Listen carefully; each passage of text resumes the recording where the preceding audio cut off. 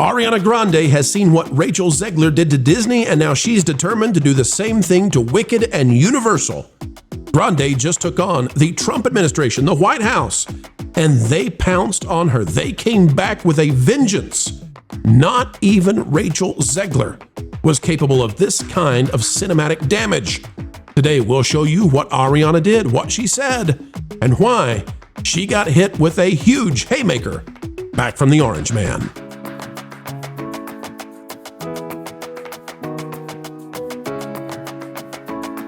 Hello, ladies and gentlemen. Welcome, friends. Come one, come all, and heed the call for understanding entertainment. Keeping you ahead of the culture curve is what we do, and we're happy to do so today. A passion and a zeal that even the Holly Weirds can feel. Folks, as we dive in, click the like button and drop a comment down below. Did you see Wicked? We rated it very well on this channel. Did you see Wicked? And after you see this video, tell us, are you going to see the next one? Let's dive in. We'll explain right now. Ariana Grande is going full Rachel Zegler. You heard it right, folks. She is there to sabotage Wicked, and she is taking on the Trump administration. Not since the Zeg have we seen a young starlet so determined to damage their own film. Out of thatparkplace.com by Marvin Montanaro, Ariana Grande picks a fight with Trump right as Wicked for Good is about to release. The White House has responded. You know, not even Zegler managed to get Trump to respond. Not even Zegler got the White House to say something back, yet Ariana has done it. Just as Universal Pictures begins the delicate rollout for its high-stakes blockbuster Wicked for Good, Ariana Grande decided to launch into a political tirade against President Trump and his supporters. The timing could not be worse. With Hollywood already watching films sink under the weight of their stars' rhetoric, from Rachel Zegler's disastrous Snow White campaign to Pedro Pascal, Brie Larson, and Anthony Mackie's Marvel flops, Grande's outburst threatens to drag Universal's big money gamble into the culture war crossfire. So what did Grande post? Well, for that we go straight to Ariana herself. It says, I want to check in with Trump voters, which is, by the way, I'm sure what the distributors of Wicked were really excited to see that morning. Just imagine people at Universal being like, no! Shut up, take the phone away. I want to check in with Trump voters. I have one very genuine question. And then she goes on to ask about 15. Here we go. Here's the one. Count them, folks. One very genuine question. It's been 250 days. Now that immigrants have been violently torn from their families and communities have been destroyed, now that people of a particular identity persuasion have been blamed for virtually everything and live in fear, now that free speech is on the brink of collapse for us all, has your life gotten better? 1. Have your groceries gotten cheaper? 2. Has your health insurance premium gone down? 3. Has your work/life balance improved? 4. Can you take a vacation yet? 5. Are you happier? 6. Has the widespread suffering of others paid off for you in the way he promised it would, or are you still waiting? 7. Very genuine question. This is from Ariana Grande. Marvin, she's tanking the movie. Yes, so she did not write those words herself. She shared it from somebody else. But still, when you put something out there like that, you are essentially saying those words yourself. So yeah, she is. They are about to launch into another one of their press tours where I'm sure it's just going to be her and Cynthia Erivo crying and holding hands and rubbing each other's arms. And she can't. I want to ask Trump supporters a question. This is Ozempic part of a balanced breakfast? Like she's out, like there's no way anyone at Universal okayed her talking like this. They almost had the issue with Cynthia Erivo before the show when she freaked out at the dude about the poster. And now I guess this time it's Ariana. She was the thing that most people liked in the first Wicked movie. My wife loved her performance. So Cynthia Erivo was in the Hollywood Bowl and played Jesus in a very offensive display. Ariana is now out there, and she's not hitting Trump and Trump supporters in a way that is kind of benign. She's not saying, "Hey, he's not my favorite, but come watch our movie." Like, she's going after people, saying, "You're destroying communities. You are attacking everybody. You're destroying the fabric of America." Culture, I don't think these people care about money. Maybe they have so much of it, they just don't need it. But for all of the cinema owners out there and for all the people who serve the popcorn, And for the camera people and the grip people and, on both sides of this thing, whether it's in the production or the showing of the product, they're the ones who suffer from these people weighing in with their politics. And as we've talked about before with people like Emma Watson and Rachel Zegler, Ariana Grande doesn't live in the real world. She has no perspective on what real people actually really go through. Well, I mean, that's quite obvious, but at the same time, we have to remember these people have already been paid. She's prepaid to do all of this garbage, and they shuttle her around to do her pre-pressed garbage for this Wicked thing, not to mention everything else. So to me, she isn't mindful of the investment the studio made in her. The studio made money on the last film, and she's, huffing her own supply. Ariana Grande is great. I'm first of all, I'm not a huge fan. Her voice is okay. She's not a stellar voice. There are very few stellar voices anymore. And culture, what I do is I just imitate the voices of other people who sing well. Yeah, that's actually true. And you also get a little help from that auto-tune thing in the film, or at least the first one anyway. But regardless, I'll just say I have no interest in this girl. She does not apply any critical thinking to anything that she says. And I think that, going after half the country, or more, I mean, based on, recent changes in voter registration, I'll just say that when you go after the people who are likely spending money on you, how many people are going to be inspired to see an extended version of the Broadway musical, which is kind of what this is? I don't think many. The second one, it's going to be really weird because there's not enough of a second act in that show, especially not enough songs to all the big stuff is in the first act. So the second act, they had to extend it a lot, and they've got songs written by Cynthia Erivo in this movie, original songs. Yeah, I have a feeling. Boy. Yeah, I have a feeling this is an epic car crash, even without her possibly tanking, its overall earnings. In fact, I'm not even going to say possibly. I think I had such a nice time at this dinner with Cynthia. We ordered bowls of chicken broth and just smelled it and then sent it back. Sniff the chicken broth. There's something very wrong happened with it. First of all, I don't know what inspired her to be a human kite, but she's definitely not somebody that needs Ozempic. So, hey, Jonas, let me ask you this. How much longer until companies do social media clauses that prevent these celebrities from destroying their product by going on?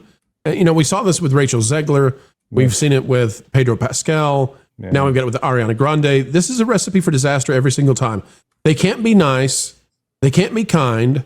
They weigh in with some of the lowest IQ, most abrasive kind of political takes you can imagine. Jonas, how long until the studios realize that they need to have guardrails for the social media activities of their stars?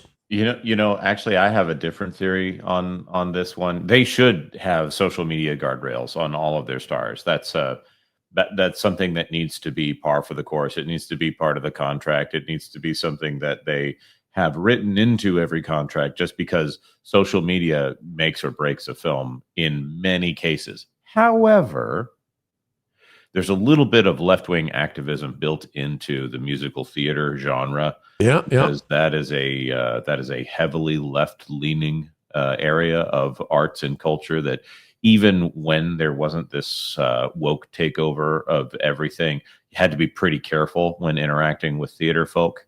Okay, let me ask you about that, Jonas. So does that mean that what she's doing could be possibly, maybe strategically wise for Wicked, whereas with Rachel Zegler, she came out of that world, did that, and it tanked Snow White because that wasn't the same group of people. Right, because Snow White is heavily associated with Walt Disney, who is heavily associated with traditional American values. Go ahead, Marvin. I think Universal really wants $1 billion from this second Wicked movie because the first one didn't get there. So I think they want more broad appeal, because you can't just pander to the musical theater crowd and expect to get $1 billion box office. Yes. Now, agreed. Marvin, the White House responded real quick, and then we'll come back to Jonas. Marvin, what was the White House response?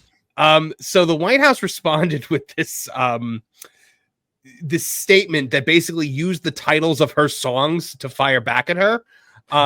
It's in the article if you still have it up. If not, I can find it. I'm looking for it right now in the article. Before I pull it up on the screen, just give us a summary of it, Marvin.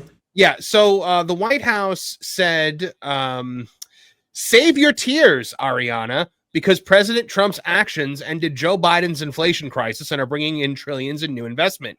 He even signed an executive order, just like magic, that paved the way for the FTC to crack down on Ticketmaster for ripping off Ariana Grande's concert-going fans.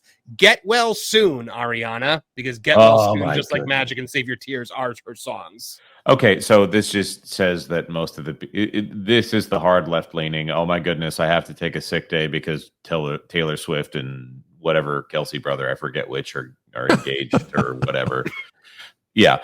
The other thing that I need to point out here with this is I think that Wicked for Good, the sequel to Wicked, no subtitle, people already kind of know whether or not they're going to go see that movie anyways. There's not going to be a lot of, oh, I walked into this second movie by accident. I don't think it's like Captain America Winter Soldier where someone might just show up because it's another Marvel movie without having seen the other ones. I think that in this case, awareness that the film is coming out is probably more important than anything else. They want the conversation to be Wicked for Good is coming out. Wicked for Good is coming out. Ariana Grande said something idiotic and left wing, but Wicked for Good is coming out. She did it on the press tour for Wicked for Good or whatever it is. I have no idea when this movie is coming out, but I think awareness is probably more the thing that they want here in something like this. So when you have someone like Cynthia Erivo or Erivo or whatever that is at this point, I've decided to put the syllable on the last now since nobody else does it. It's Erivo.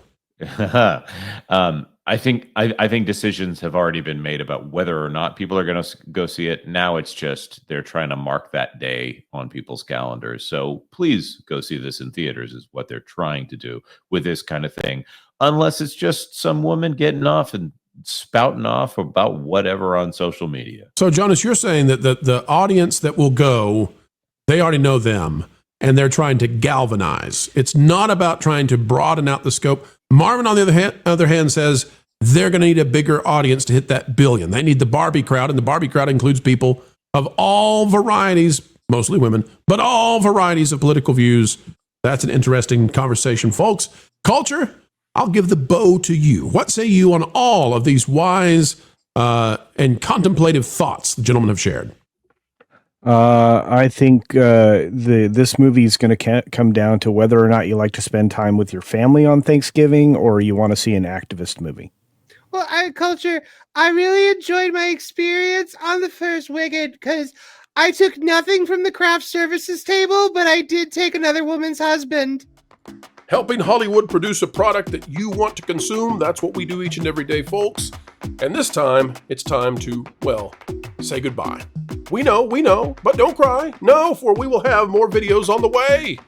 We'd love to bring those videos and that information. By the way, if you'd like even more, consider going to the Patreon page. It's www.patreon.com/WDW Pro. It's where we put out stuff exclusively there that we simply can't put out in other places for whatever reason, be it because it's too spicy or because, well, perhaps we're working to corroborate it. But you can find out things early and first over there. Folks, we surely have had a great time spending time with you. Consider clicking that like button, share, subscribe, click it, and stick it to those pesky algorithms. It is the notification bell. Drop a comment right on down below. Until the next time, keep learning, keep growing, and keep having fun. Jump into the water. Why listen to music made by people and companies who really don't like you? Check out Vacation Radio today and prepare for all new content made by the people behind the WDW Pro Channel. It's the place you need for all the music. That should be fun.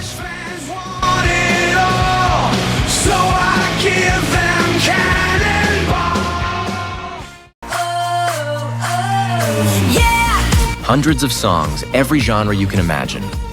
Listen live on YouTube and enjoy a set list that's always sunny.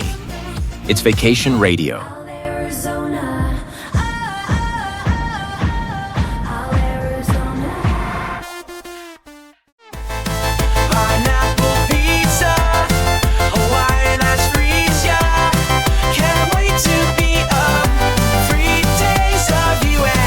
What are you waiting for? Every WDW Pro video has a link to Vacation Radio in the video description. Try it out and subscribe today.